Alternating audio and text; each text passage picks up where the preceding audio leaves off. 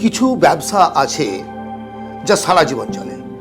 এই কথাটার অর্থ এই নয় যে আপনি যে ব্যবসাটা করছেন সেটা আপনি সারা জীবন চালাতে পারবেন। বিজনেসের মূল যে ড্রাইভার সেটা হচ্ছে বিজনেস যে করছে সে।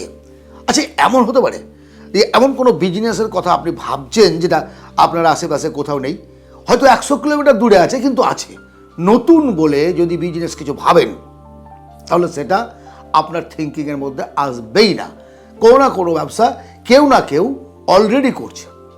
এখন কথা হলো এর মধ্যেই আমি কোন ব্যবসা করব, যে বিজনেসটার ভবিষ্যৎ আছে। দেখুন, আমি আবার বলছি, বিজনেস নিজে চলে না, বিজনেস চালাতে হয়। আর যে উদ্যোক্তা বা যে বিজনেসম্যান বিজনেস করছে তার ড্রাইভিংয়ের ওপর নির্ভর করে সে বিজনেসটাকে কীভাবে গ্রো করবে। 3টে বিজনেস নিয়ে কথা বলবো, যে বিজনেসগুলো আজ, গতকাল, আগামী দিন সারা জীবন চলবে। যদি আপনি ঠিক মতো চালাতে পারেন তাহলে আপনাকেও কোনো রকম টেনশন করতে হবে না, কারণ এর ডিমান্ড কোনো দিন কমবে না। নাম্বার 1 বিজনেস আইডিয়া হচ্ছে হাউজিং। হাউজিং মানে, আচ্ছা বলুন তো, কোন মানুষের জীবনে একটা বাড়ির প্রয়োজন নেই? তাহলে হাউজিং বিজনেস মানে, হাউজিং বিজনেস এমনি ডাইরেক্টলি হাউজিং বিজনেস বলে দিলে আপনি কিন্তু বুঝতে পারলেন না। এর সঙ্গে সঙ্গে অ্যাসেসরিজ বিজনেস কী কী আছে আপনি একটু ক্যালকুলেশন করুন। হাউজিং মানে একটা বাড়ি তৈরি করতে গেলে প্রথমত কি লাগে? ইট, বালি, পাথর, রড, সিমেন্ট, রং, কাঠমিস্ত্রি, মানে বিভিন্ন ধরনের আইটেম নিয়ে হাউজিং বিজনেসটা করা যায়। এবার আপনার অত টাকার নেই, দরকার নেই, আপনি ছোটোভাবে শুরু করুন। আপনি শুধু ইট সাপ্লাই করুন, শুধু বালি সাপ্লাই করুন, শুধু পাথর সাপ্লাই করুন, শুধু রডের ব্যবসা করুন, হার্ডওয়্যারের দোকান করুন, পেরেকের দোকান করুন, রঙের দোকান করুন। একসঙ্গে যদি অনেক টাকা থাকে, অনেক কিছু মিলে একটা শপিং মল টাইপের করে দেন, হাউজিং শপিং মল। আর যদি না থাকে তাহলে আপনি যে কোনো একটা পার্টস নিয়ে বিজনেসটা শুরু করুন এবং ধীরে ধীরে ধীরে ধীরে গ্রো করুন। আবারও বলছি, বিজনেস চালাবেন আপনি, বিজনেস চলবে, কিন্তু তাকে চালানোর দায়িত্ব আপনার।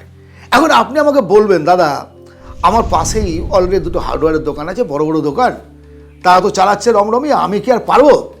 তাহলে আপনার দ্বারা আর কিছু হবে না। প্রত্যেকটা জায়গায় কম্পিটিশন আছে। 10টা সিটের জন্য 10 লাখ ছেলে পরীক্ষা দেয়। আর আপনি ভাবছেন আপনি বিজনেস করবেন, সোনার চামচ নিয়ে খাওয়া দাওয়া করবেন, আজকে বিজনেস করলেন, কাল থেকে কাস্টমার হুড় করে আসবে। কেউ প্রোডাক্ট কেনে না। প্রোডাক্ট কেনার আগে আপনাকে কেনে, মানে আপনার ভাষা, আপনার ব্যবহার, আপনার সমস্ত কিছু। এই কারণে মারোয়ারিরা দ্রুত বিজনেস বৃদ্ধি করতে পারে। কারণটা কি বলুন তো, তাদের যে অ্যাটিটিউড, তাদের যে ব্যবহার, বিজনেস মাইন্ডেড। সিন্ধিয়ারা বিজনেস মাইন্ডেড। এই বিজনেস মাইন্ডটাকে আপনাকে অ্যাবজর্ব করতে হবে প্রথমে। তার জন্য সেই ধরনের বই পড়া, তার জন্য সেই ধরনের ভিডিও দেখা, তার জন্য সেই ধরনের বিজনেসম্যানদের, বড় বিজনেসম্যানের পাশাপাশি বসে একটুখানি তাদেরকে স্টাডি করা, তাহলে কিন্তু আপনি এগিয়ে যেতে পারবেন। দ্বিতীয় বিজনেস আইডিয়াটা হচ্ছে ফার্মা। ফার্মা মিনস মেডিকেল ডিপার্টমেন্টের যে কোনো ব্যবসা আপনার সারা জীবন ধরেই চলবে। সেটা ওষুধের দোকান হতে পারে, সেটা হতে পারে অ্যাসেসরিজ, মানে একেবারে ওটি থিয়েটারে যে যে জিনিসগুলো লাগে, সিরিঞ্জ, ছুঁচ, সুতো, ব্যান্ডেজ, কটন, মানে তুলো, মেডিকেল অ্যাসেসরিজ মিনস এখানে অনেক কিছু। প্যাথোলজি, ল্যাবরেটরি করতে পারেন, আপনি ল্যাবরেটরি টেকনিশিয়ান নন, ঠিক আছে, আপনি কোনো ল্যাব টেকনিশিয়ানকে হায়ার করে, মানে তাকে বেতন দিয়ে পুষেও আপনি চালাতে পারেন। এত যে নার্সিংহোম, এত বড় বড় নার্সিংহোম শপিং মলের মতো খুলে বসে আছে, সেই নার্সিংহোম মালিকেরা সবাই ডাক্তার না, তারা একটা ইন্ডাস্ট্রিয়ালিস্ট। তাদের কাছে পয়সা আছে, সে সেটা ইনভেস্ট করেছে এবং ডাক্তার হায়ার করেছে, প্যাথোলজিস্ট হায়ার করেছে, নার্স হায়ার করেছে, আর মাঝে মাঝে বসে বসে বসে লভ্যাংশ। আপনার যদি তেমন ইনভেস্ট করার ক্ষমতা থাকে, আপনি মেডিকেল ডিপার্টমেন্টের ছোট্ট একটা ওষুধের দোকান করুন, ছোট্ট একটা ল্যাব করুন, ছোট্ট একটা পলিক্লিনিক করুন। পলিক্লিনিক আপনার যদি জায়গা থাকে আপনি নিজের জায়গায় করলেন, অথবা ভাড়া জায়গা নিয়ে সেখানে বিভিন্ন ডাক্তারবাবুকে বসান, আর পাশে একটা মেডিসিনের শপ থাকলো, আপনার ডাক্তার বসলো, ডাক্তারবাবুর ফিজের একটা কমিশন আপনার থাকবে, আর মেডিসিনের একটা কমিশন আপনার থাকবে। আপনার কোনো হেডেক নেওয়ার দরকার নেই। এখানেও কম্পিটিশন আছে, আপনি ভাববেন না যে এখানে কম্পিটিশন নেই, কিন্তু এই বিজনেসগুলো সারা জীবন চলবে, টেনশন নিতে হবে না। একটু অ্যাড করা, নিজেকে প্রচার করা, নিজের ভালোবাসার জায়গাটাকে তৈরি করা, মানুষের সঙ্গে মেশা, ব্যাস। তৃতীয় বিজনেস আইডিয়া, ফ্যাশন ডিজাইন। জামা কাপড় পরেন না? না, কেউ পরে না। মানুষ সভ্য হয়েছে, নগ্নতা ছেড়ে মুখোশ পরেছে, নগ্নতা ছেড়ে জামা কাপড় পরে রাস্তায় হেঁটে বেড়াচ্ছে, তাই তো? তাহলে জামা কাপড়ের ব্যবসাটা কিন্তু কোনোদিন বন্ধ হবে না। ব্যবসার কথা বলছি, এই ব্যবসাগুলো বললাম লং লাস্টিং, লং লাইফ, সারা জীবনের ব্যবসা। পৃথিবী ধ্বংস না হলে পরে এই ব্যবসাগুলো ধ্বংস হবে না। আপনি চালাতে পারবেন না, আমি চালাতে পারবো না, সেটা আমাদের মূর্খামির জন্য। ফ্যাশন ডিজাইনের মধ্যে শুধুমাত্র জামা কাপড় নয়, সৌন্দর্য বিক্রি, বলেছি না, ক্রিম, মুখটা ফর্সা লাগবে, তারপরে হেয়ার স্টাইলের জন্য, আমার যদিও নাই হেয়ার, যাদের আছে হেয়ার স্টাইলের জন্য বিভিন্ন রকমের চিরুনি, ক্রিম, তারপরে জেল, মুখে মাখার সাবান, ওহ কত রকমের আইটেম, মানে স্টেশনারি থেকে, ইমিটেশন থেকে শুরু করে আপনার পোশাক আশাক পর্যন্ত, গার্মেন্ট পর্যন্ত, এই ফ্যাশন ডিজাইনের মধ্যে এতগুলো ডিপার্টমেন্ট আছে।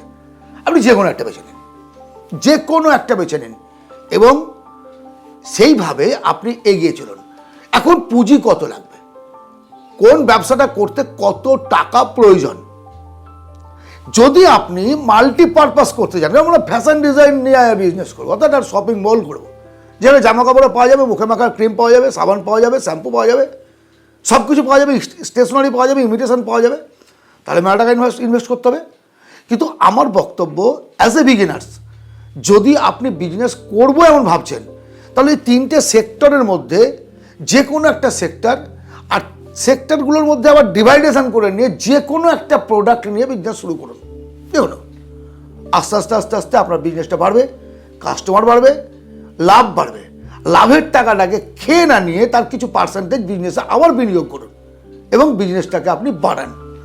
দেখবেন যে একটা সময় আপনি আপনার লক্ষ্যে অবশ্যই পৌঁছাতে পেরেছেন এবং পৌঁছাবেন। যারা আজকের বড় বিজনেসম্যান, তার কেউ কিন্তু ওই প্রথমেই হাই ফাই করে শুরু করেনি। অ্যামাজন প্রথমে শুধু অনলাইনে বই বিক্রি করত, তারপরে কী হলো, আজকে অ্যামাজন প্ল্যাটফর্মে সমস্ত কিছু পাওয়া যায়, সমস্ত কিছু পাওয়া যায়। এই বিষয়টাকেই বুঝতে হবে। বাঙালি বিজনেসে পিছিয়ে থাকে, তার কারণটা কি বলুন তো? আপনি বিজনেস করবো যখন ভাবছেন তখন পর্যন্ত ঠিক আছে, যখন প্রকাশ করে ফেললেন বিজনেস করবো, আপনার বন্ধু দেখ এই বিজনেস চালে, অমুক করেছে অমুক করেছে, এত কম্পারিজন, আপনার পরিবার বলছে এত টাকা ইনভেস্ট করার মতো আমার ক্ষমতা নেই, আমি বিজনেস করতে পারবো না। আপনার আত্মীয় স্বজন বলছে বিজনেস কেউ করে, পড়াশোনা করে, চাকরি ফাকরি করে, আরে চাকরির অবস্থা কত খারাপ।